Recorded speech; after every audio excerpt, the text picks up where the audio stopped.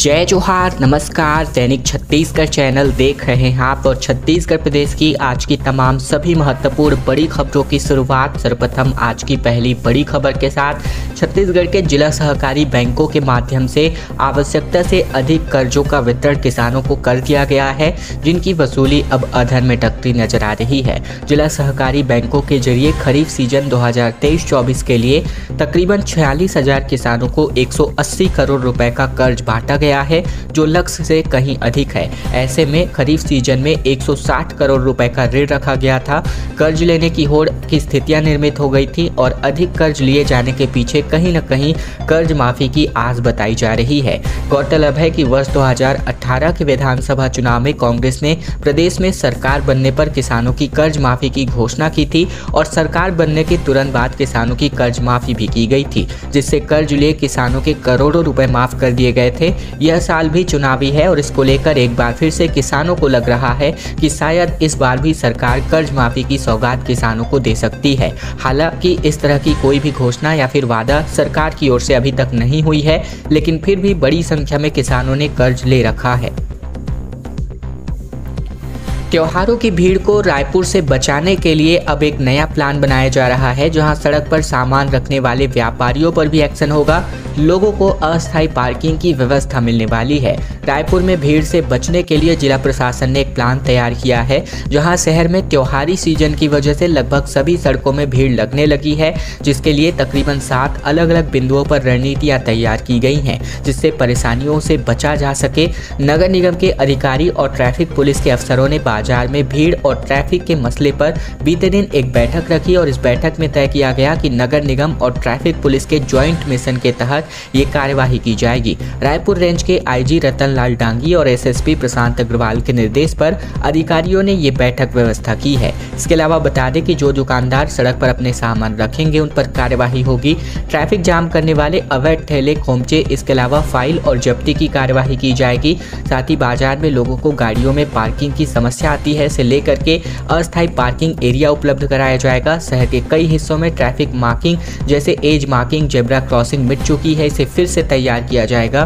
सड़कों पर street light बंद पड़ी है, उन्हें तत्काल ठीक किया जाएगा। ट्रैफिक सिग्नल बंद पड़े हैं, इन्हें भी ठीक किया जाएगा और प्रमुख बाजारों में किसी भी ठेले या दुकानदारों को काबिज नहीं होने दिया जाएगा। छत्तीसगढ़ में कांग्रेस के 30 प्रत्याशियों की पहली सूची बीते दिन जारी हुई, जहां 8 विधायकों का टिकट कट चुका है। पहले चरण की 20 सीटों में से 19 पर उम्मीदवारों की घोषणा हो चुकी है।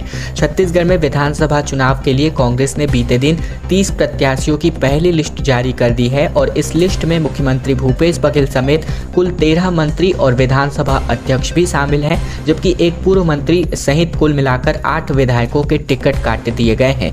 पहले चरण के 20 सीटों पर मतदान होना है और ऐसे में उसके लिए 19 प्रत्याशियों की घोषणा कर दी गई है। सिर्फ जगदलपुर सीट से प्रत्याशियों का ऐलान नहीं किया गया है। जिन विधायकों को टिकट काटा गया है उनमें पंडरिया की ममता चंद्राकर, खुज्जी से छन्नी साहू, चित्रकोट से राजमन बेजाम, इसके अलावा दंतेवाड़ा से देवती कर्मा, अंतागढ़ से अनूप नाग, डोंगरगढ़ से भुवनेश्वर बघेल, जबकि नवागढ़ से गुरुदयाल बंजारे, कांकेर से शिशुपाल सोरी का नाम शामिल है। राजमन बेंजाम की जगह प्रदेश अध्यक्ष और साथ ही सांसद दीपक बैद चुनाव लड़ेंगे। कर्मा परिवार से देवती कर्मा की जगह अब उनके बेटे छविंद्र कर्मा को मौका दिया गया है।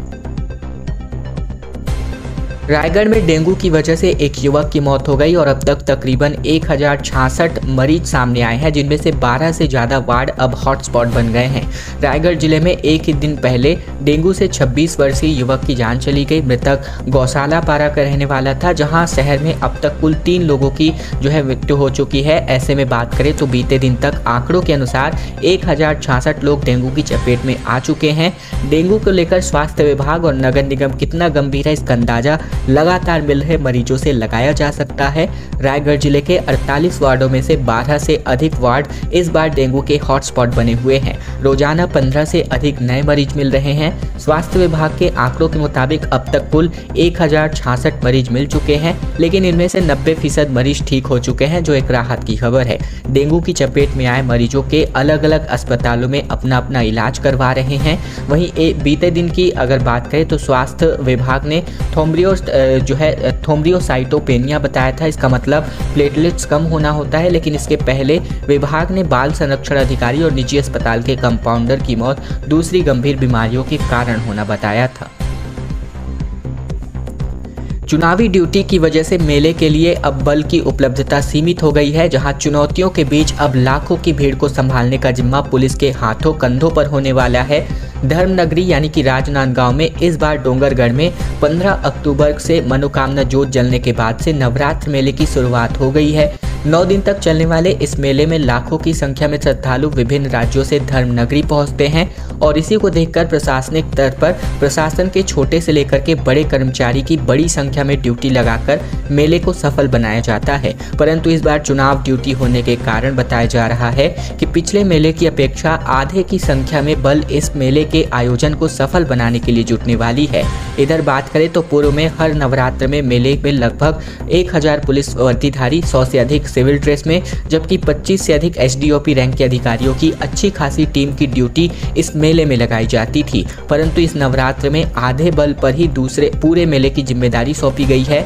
लगातार वीआईपी ड्यूटी होने के कारण मेले की व्यवस्था संभालने के लिए कम बल दिया जा रहा है। वहीं पंचमी के बाद बलों की संख्या में बढ़ोतरी की बात कही जा रही है, परंतु वर्तमान समय में केवल 450 बल के द्वारा ही पूरी व्यवस्था संभाली जाएगी।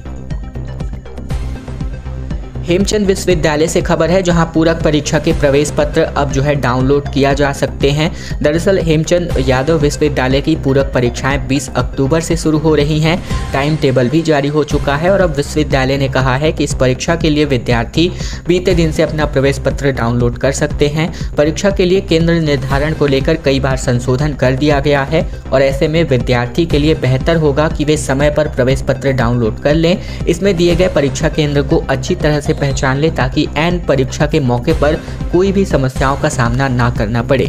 विश्वविद्यालय के परीक्षा उप कुल सचिव डॉक्टर राजमणि पटेल ने बताया है कि यदि किसी परीक्षार्थी को प्रवेश पत्र डाउनलोड करने में परेशानी आती है तो वह सोमवार से विश्वविद्यालय के परीक्षा विभाग से संपर्क कर सकता है। प्रवेश पत्र में यदि किसी प्रकार की त्रुटि है तो हेमचंद विश्वविद्यालय ने कहा है कि प्रवेश पत्र डाउनलोड करने पर भी यदि उसमें प्रश्न पत्र का नाम, परीक्षार्थी का नाम या माता पिता का नाम, रोल नंबर इत्यादि में भी कोई त्रुटि आती है तो इस गलती को 19 अक्टूबर तक सुधारा जा सकता है।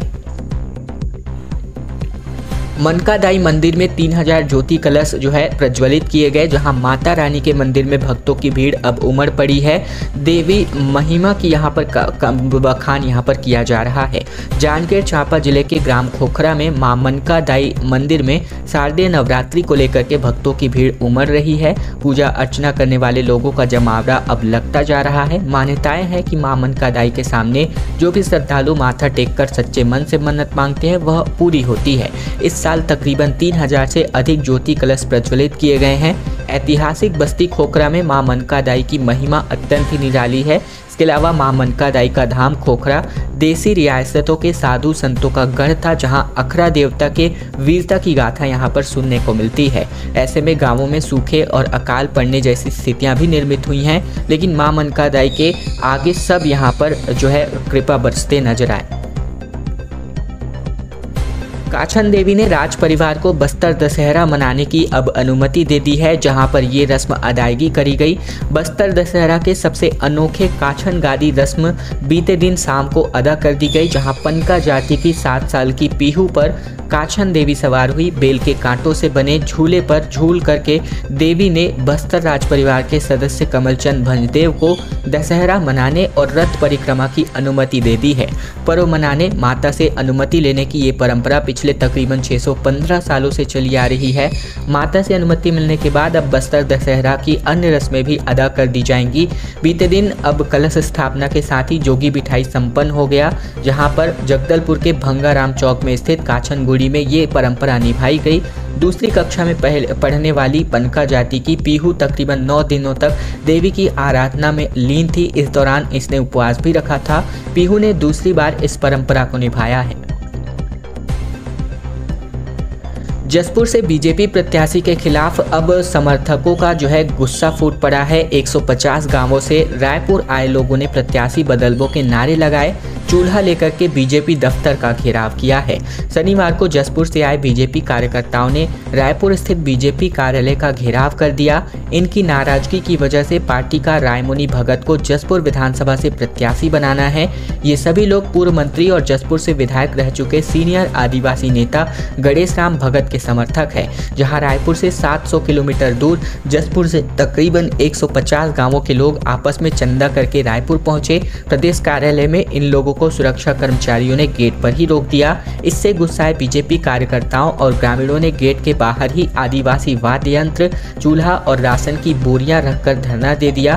ग्रामीण प्रत्याशी बदलबो के नारे भी लगाते रहे। छत्तीसगढ़ भारतीय जनता पार्टी के अध्यक्ष अरुण साव ने कुछ महीने पहले ही चुनावी नारा दिया था, औ नहीं सही वो बदल के रही वो। ये नारा प्रदेश की कांग्रेस सरकार को बदलने के लिए था, लेकिन इसी नारे का उपयोग जसपुर से आए कार्यकर्ताओं ने अपने प्रत्याशी को बदलने के लिए इस्तेमाल किया है।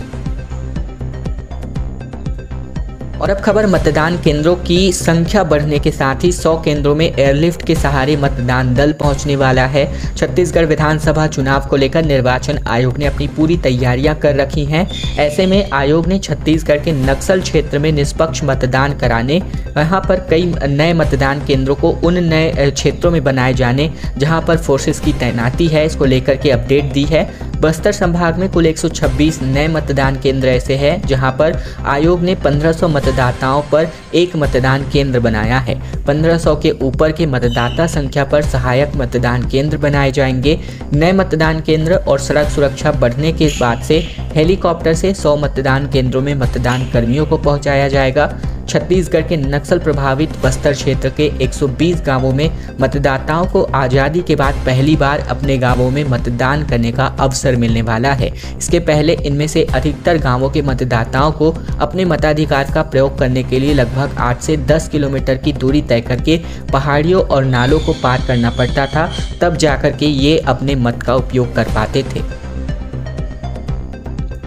बिना बारिश के ही इस शहर का ये इलाका डूबने की कगार पर है। दरअसल बात करें तो इन दिनों नहर में पूरी तरीके से पाटोपाट पानी बह रहा है।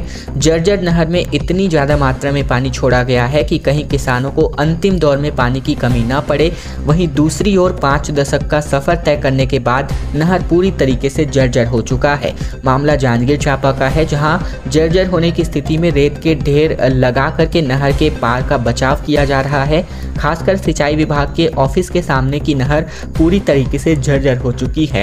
नहर में तनिक भी सुराख लगा तो पूरा पानी आधे शहर को ले डूबेगा।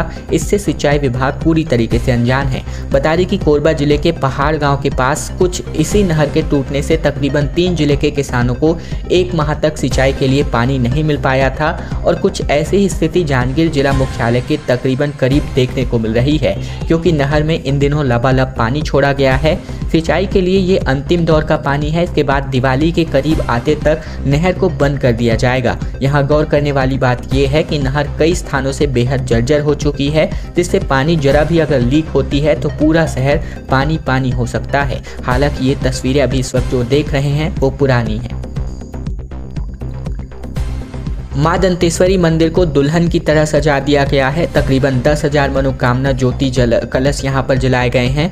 तकरीबन 3 जिले की तरफ से सुविधा केंद्र बनाए गए हैं और रूट चार्ट भी तय किया गया है। शारदीय नवरात्र की शुरुआत बीते दिन से हो गई है, जहां दंतेवाड़ा में स्थित बस्तर की आराध्य देवी मां दंतेश्वरी के पहले दिन विशेष पूजा अर्चना की गई। सुबह से ही मंदिर में भक्तों का तांता लगना शुरू हो गया था। अनुमान है कि इस साल लाखों की संख्या में भक्त देवी मां दरबार पहुंचेंगे।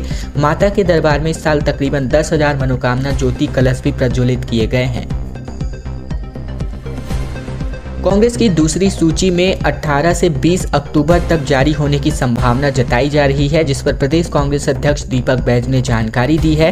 कांग्रेस की दूसरी सूची 18 या 20 अक्टूबर को जारी होगी और इसके लिए 17 अक्टूबर को बैठक होगी, जिसके बाद सूची जारी करना हाईकमान के हाथ में है। ये बात प्रदेश कांग्रेस अध्यक्ष दीपक बैज ने कही है। कांग्रेस की पहली सूची जारी होने के बाद पीसीसी चीफ दीपक बैज ने पत्रकारों से चर्चा में पहली सूची में पहले चरण के साथ दूसरे चरण के लिए घोषित पार्टी प्रत्याशियों को शुभकामनाएं दी हैं। उन्होंने कहा कि पार्टी के प्रत्याशी ऐतिहासिक मतों के साथ जीत कराएंगे। पहले चरण की ज्यादातर सीटों पर प्रत्याशी जीत हासिल करेंगे। विधायकों के टिकट को काटने पर दीपक बैज ने कहा कि ये फैसला आला कमान ने लिया है।